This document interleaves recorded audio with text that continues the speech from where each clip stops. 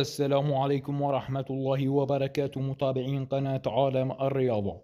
سوف نعرض عليكم في هذا الفيديو بعد أن قدمنا لكم 5 أجزاء سابقة من أقوى 10 صفقات تمت رسميا موسم 2023 تحضيرا لموسم 2024 في الجزء السادس. لكن قبل البدء اشترك بالقناة زائد تفعيل جرس التنبيه زائد لايك للفيديو تابع المشاهدة. أولى الصفقات يتعاقد نادي إينتراخت فرانكفورت الألماني مع المدافع الإكوادوري ويليان باشو من نادي إنتويرب البلجيكي مقابل 9 ملايين يورو. ثانيا يتعاقد نادي أياكس أمستردام مع اللاعب خط الوسط تاروهوفيتش إلى نادي أياكس قادما من نادي روما الإيطالي. اللاعب صاحب 20 سنة مقابل 8.5 مليون يورو، وحتى عقده يمتد لموسم 2028. ثالثا يضم اللاعب نيكولاس جاكسون إلى نادي تشيلسي اللندنية الإنجليزية مقابل 37 مليون يورو، وبعقد يمتد حتى موسم 2031. رابعا يتعاقد نادي اي سي ميلان الإيطالي مع لاعب خط الوسط الإنجليزي لوفيتيس تشيك قادما من نادي تشيلسي الإنجليزي مقابل 16 مليون يورو زائد 4 ملايين يورو كإضافات، وبعقد يمتد لمدة 4 مواسم قادمة.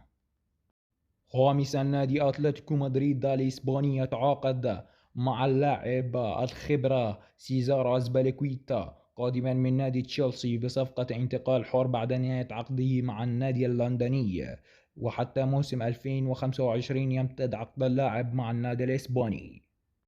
سادسا يتعاقد نادي أنتر ميلان الإيطالي مع اللاعب الفرنسي ماركوس تورام قادما من النادي بروسيا مونشنغلادباغ الألماني بصفقة انتقال حر بعد نهاية عقده مع النادي الألماني، ويمتد عقد اللاعب مع النادي الإيطالي لمدة 5 مواسم قادمة.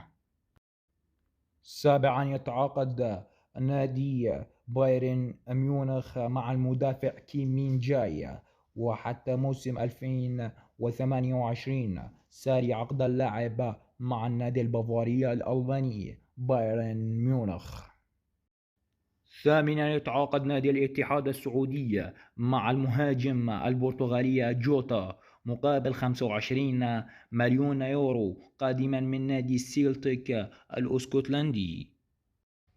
تاسعا يتعاقد نادي ليفربول الإنجليزي مع المهاجم سوبوسالي قادما من نادي لايبزيغ الألماني مقابل 70 مليون يورو، والآن جاهز إلى الفحوصات الطبية سوف ياخذها غدا إن شاء الله. عاشرا وأخيرا لاعب خط الوسط الإنجليزي موسن ماونت إلى نادي مانشستر يونايتد قادما من نادي تشيلسي الإنجليزي مقابل 60 مليون جنيه استرليني لمدة 5 مواسم، وسوف يتقاضى اللاعب 250 ألف جنيه استرليني أسبوعيا مع النادي اليونايتد. ونبدأ بفقرتنا لتجديد اللاعبين مع أنديتهم.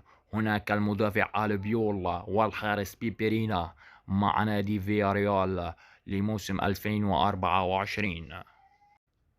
وثانيا لاعب خط الوسط كريستانتي واللاعب المدافع سمولينغ. كريستانتي حتى موسم 2027 والمدافع سمولينغ لموسم إضافي، ويعني لموسم 2024 في نهايته. وأخيرا المهاجم الكبير راؤول غارسيا مع نادي أتلتيكو بلباو وحتى موسم 2024.